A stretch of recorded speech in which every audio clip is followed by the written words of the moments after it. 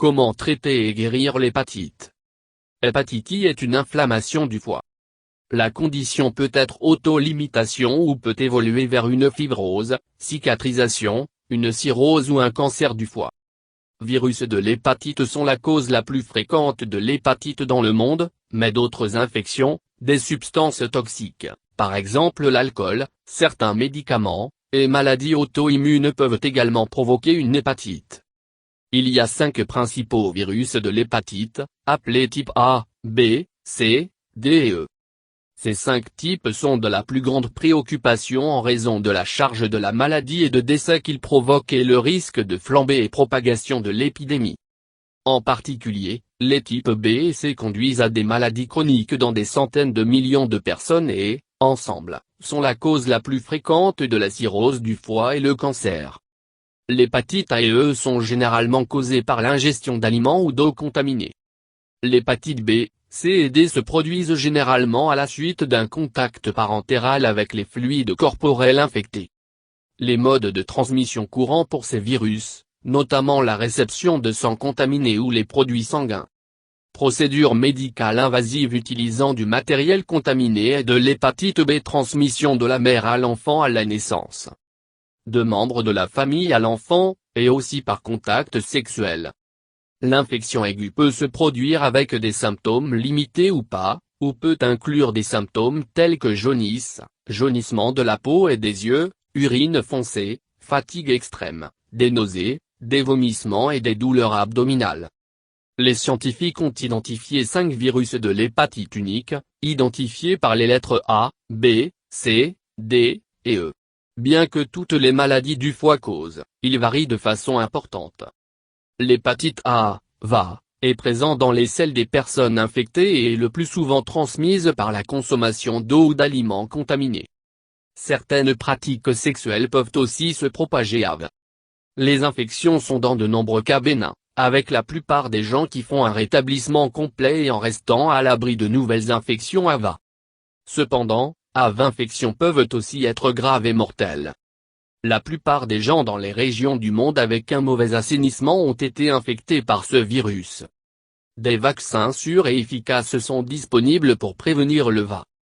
Virus hépatite B, VHB, est transmis par l'exposition au sang infectieux, le sperme et d'autres fluides corporels.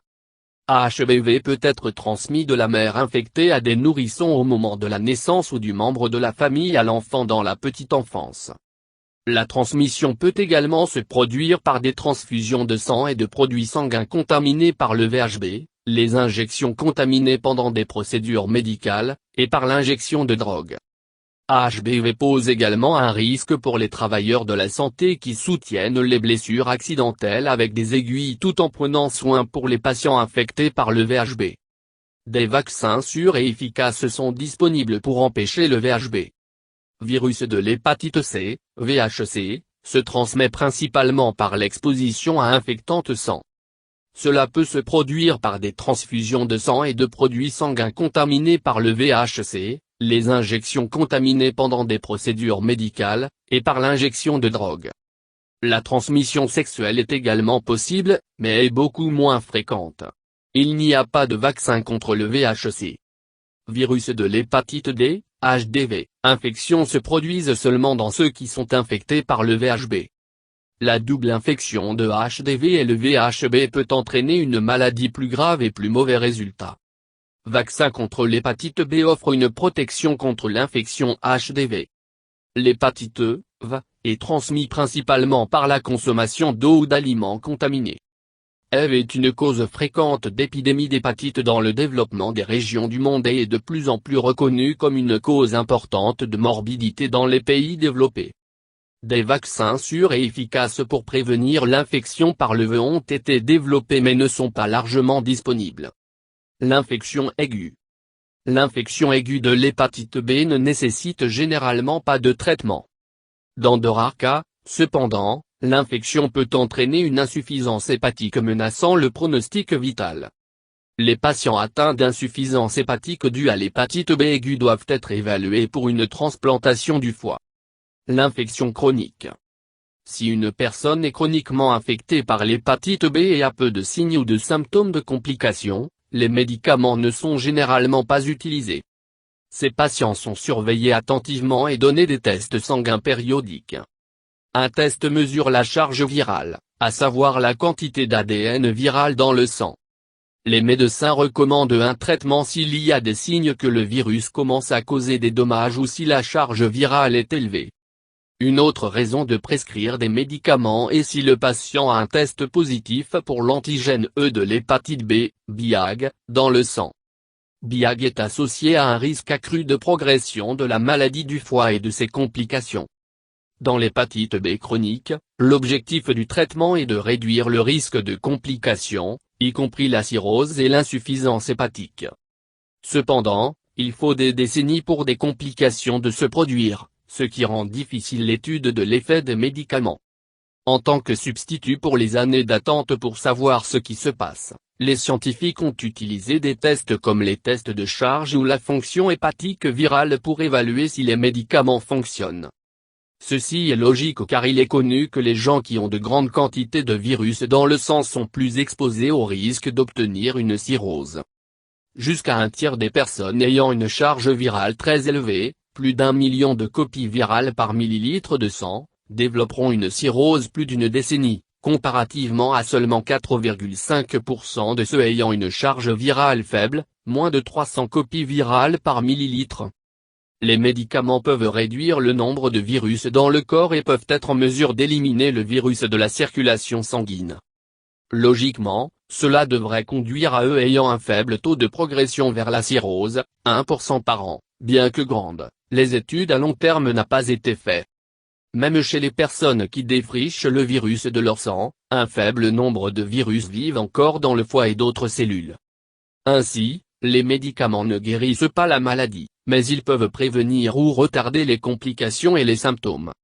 Les gens qui ont une bonne réponse au traitement peuvent toujours transmettre le virus. Médecins suivent des tests sanguins qui mesurent la fonction de la charge et du foie viral et ils peuvent recommander des biopsies du foie afin d'évaluer si les médicaments fonctionnent.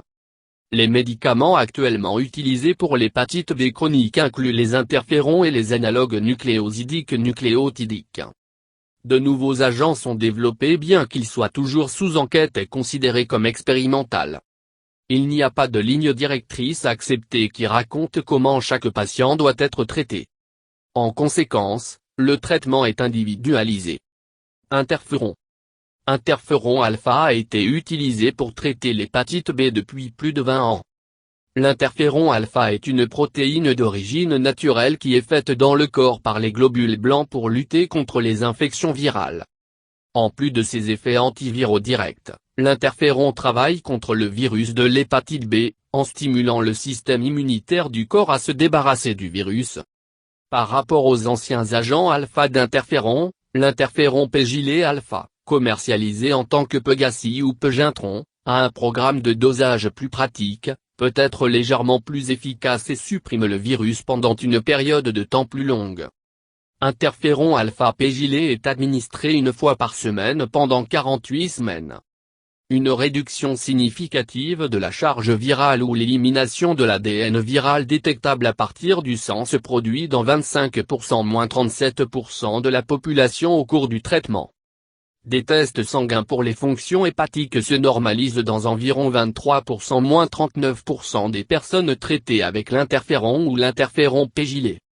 Les gens qui ont des anomalies significatives de la fonction hépatique avant le traitement sont plus susceptibles de répondre au traitement. Ceux qui ont des tests sanguins du foie normaux avant le traitement sont moins susceptibles de répondre au traitement par l'interféron. Les résultats de la biopsie du foie montrent une amélioration dans environ un tiers des patients. Seulement 27% à 34% des personnes qui ont l'hépatite B antigène E, BIAG, dans leur sang sera en mesure d'éliminer BIAG et produire des anticorps contre l'antigène B après le traitement avec l'interféron. La rechute peut se produire après l'arrêt du traitement. La réponse prolongée, charge virale indétectable dans le sang, les tests de la fonction hépatique normale, se produit dans environ 15% à 30% des patients après l'arrêt du médicament. Bien que ce n'est pas un remède, certains virus vivent encore dans le foie et ailleurs, les personnes ayant une réponse prolongée sont à faible risque de complications de la maladie du foie. Si le système immunitaire du répondeur est compromise, par exemple par l'utilisation de stéroïdes ou de contracter le VIH, la maladie peut se reproduire. Une surveillance périodique des tests sanguins peut aider à confirmer que la réponse continue d'être soutenue.